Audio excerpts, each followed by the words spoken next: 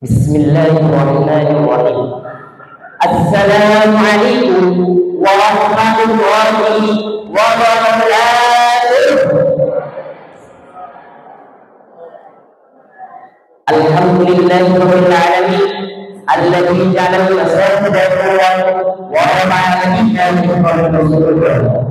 Wassalatu wassalamu ala nabiyyil muhammad wa ala alihi wa ala ashabihi al-ahyad.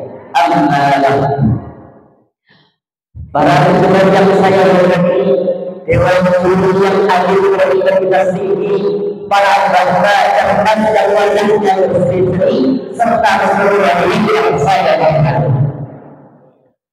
Pertama dan paling utama, marilah kita panjatkan puji syukur kepada Allah Subhanahu wa Ta'ala yang telah memberikan kita rahmat untuk saling berserah daripada siang hari ini. Salawat serta salam senantiasa kita curahkan kepada junjungan kita Nabi Muhammad sallallahu alaihi wasallam. Makro bahwa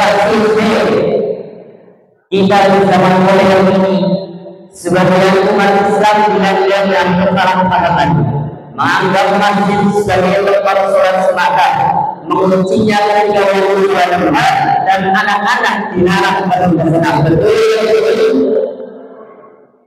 Hal ini tidak sesuai dengan ajaran pemerintah kita. Sejarah mencatatkan pada 6 tahun 2012 satu Hijriah ketika Rasulullah SAW Allah Subhanahu wa Ta'ala memerintahkan hal yang pertama bukan untuk mengorbankan penginapan, bukan untuk jalan untuk kendaraan, bukan terminal untuk pergerakan, akan tetapi masjid sebagai tempat peribadatan. Inilah yang menjadikan betapa pentingnya masjid di umat Islam. Oleh karena itu, marilah kita bersama jadikan masjid di sekitar kita tidak hanya sebagai bentuk sholat, tapi berbasiskan kepada manfaat ekonomi, pendidikan, budaya, dan sosial. Rasulullah SAW tidak hanya melakukan sholat di Masjid Nabawi, akan tetapi melakukan segala aktivitas di situ.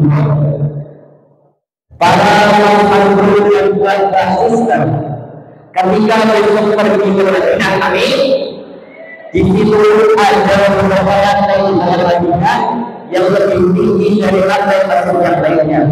Disitulah Rasulullah SAW memberikan ilmu yang meriwayatkan hadis-hadisnya kepada para sahabat yang dikenal dengan Subhanallah Nabawi.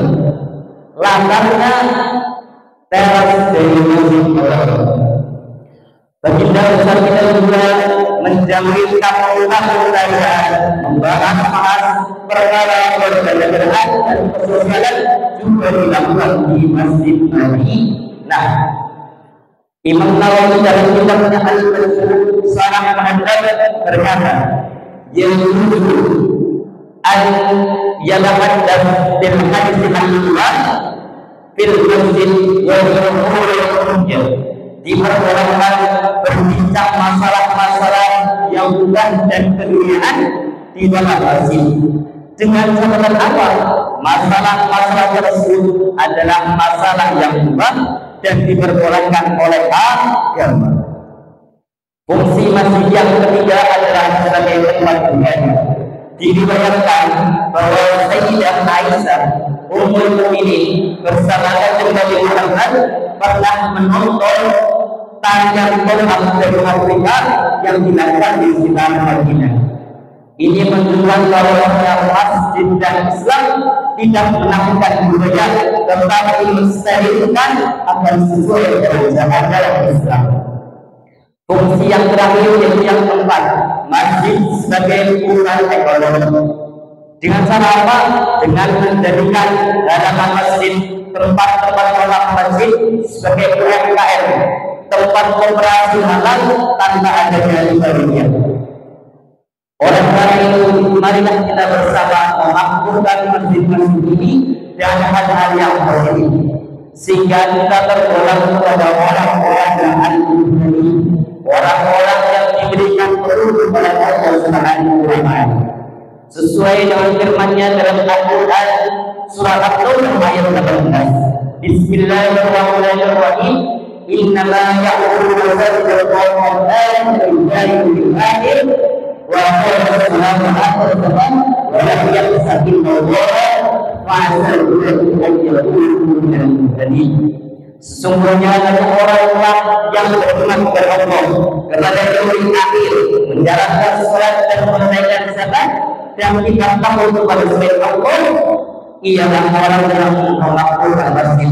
Maka insya Allah mereka akan mendapatkan petunjuk. Semoga kita semua dimudahkan kepada orang-orang alim dan yang alim.